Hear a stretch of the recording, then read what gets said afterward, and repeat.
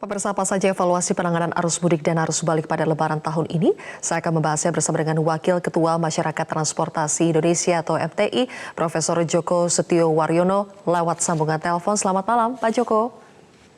Selamat malam, Mbak Zulfi. Ya, Pak Joko, bagaimana MTI menilai penanganan arus mudik dan arus balik di tahun 2019 ini? Apakah cukup berhasil? Iya, kalau dibandingkan tahun lalu, nampaknya pada tahun ini itu untuk mudik itu dapat dikatakan sama dengan tahun lalu, saya lancar ya. Namun ketika arus balik ini yang agak tersendat. Nah ini yang menjadi hal untuk didiskusikan karena rentang waktu antara mudik dengan balik ini tidak setara.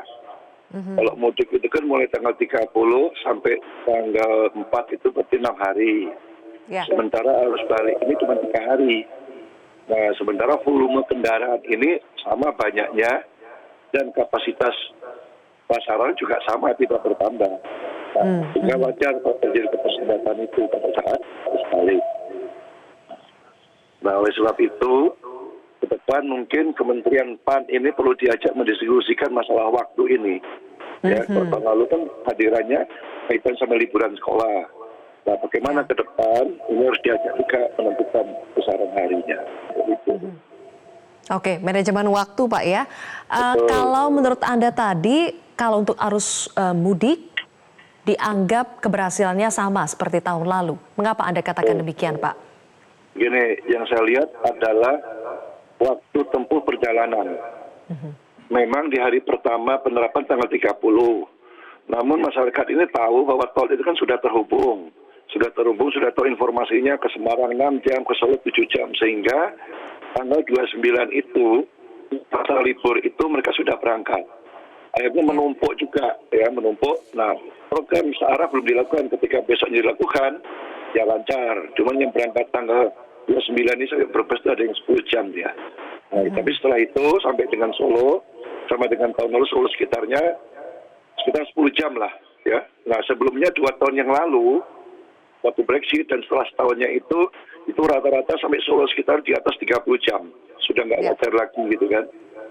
Gitu. Kalau menurut Anda Pak Joko, apakah infrastruktur tol-tol baru yang sudah bisa dioperasikan pada tahun ini cukup berkontribusi dalam membuat lancarnya arus mudik tahun ini? Ya, setidaknya tol ini dengan ada tol itu kan seolah ada pemisahan pengguna kendaraan roda 2 dan roda 4. Ya, jadi roda 2 itu non-tol, meskipun juga ada roda 4 ke sana.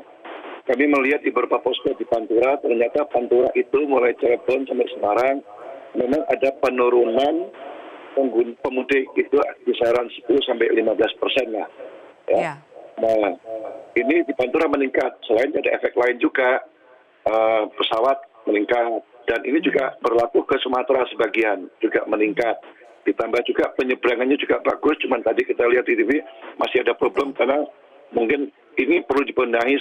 Saya masih melihat itu kayak seperti pengelolaan kereta api ekonomi lah masa lalu. Tapi sekarang sudah dibenahi sehingga tidak masalah. Mungkin pihak penyeberangan harus belajar lagi sehingga tahun depan nanti kapasitas sudah bagus sebenarnya. Kapasitas kapalnya sudah besar-besar, kemudian dermaganya sudah tambah.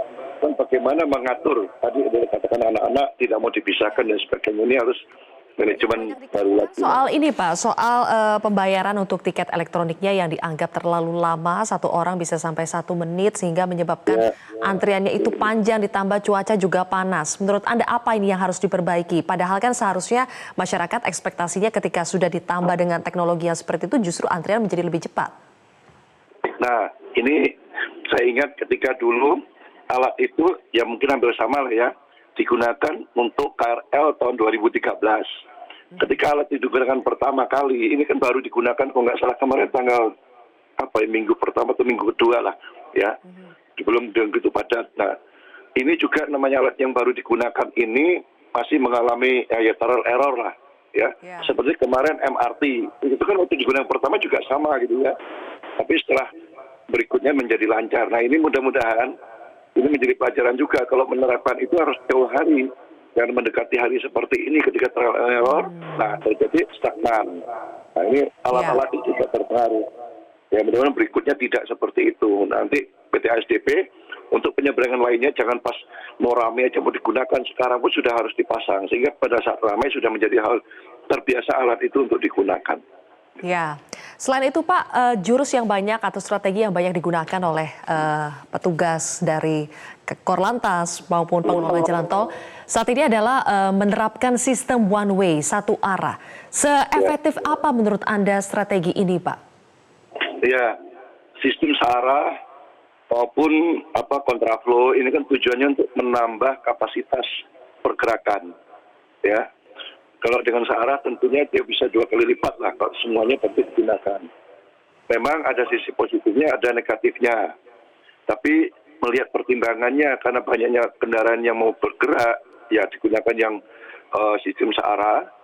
Kemudian bagaimana dengan yang kebalikannya? Nah ini memang akhirnya sistem searah dibuat situasional kan.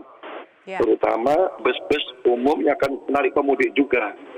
Makanya hanya jam tertentu dan cukup efektif juga lah ketika dia mengeluncurkan untuk arus mudik. Ya, nah mungkin ke depan bisa divariasikan lagi karena tahun depan itu juga akan ada tol layang, berarti ada kapasitasnya yang bertambah. Ya, kemudian mungkin beberapa infrastruktur tambahan tol juga bisa membantu juga duit tol di Sumdawu, ya. Itu juga bisa menambah kapasitas. Memang di hari kedua dan ketiga ada problem memang, tidak hanya di sekitar Jakarta, Bandung, di daerah pun sama, itu pergerakannya lokal, sehingga macet semuanya itu. Baik, terima kasih Pak Joko Setiowaryono, Wakil Ketua Masyarakat Transportasi Indonesia MTI telah bergabung bersama kami di Prime Time News.